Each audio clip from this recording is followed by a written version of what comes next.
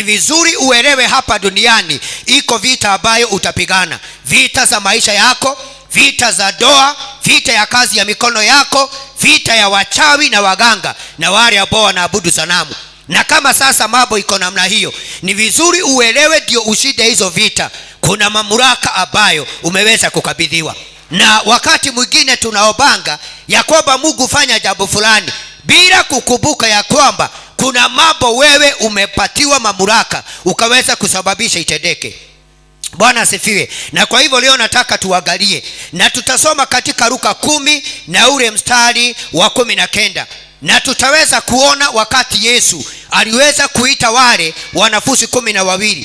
Wakati aliwaita, kabla awatume, kabla awaagize yale mambo ambayo watafanya, kabla awatume na kuambia edeni mfanye 1 2 3, kuna mamlaka aliweza kuwakabidhi. Bwana asifiwe.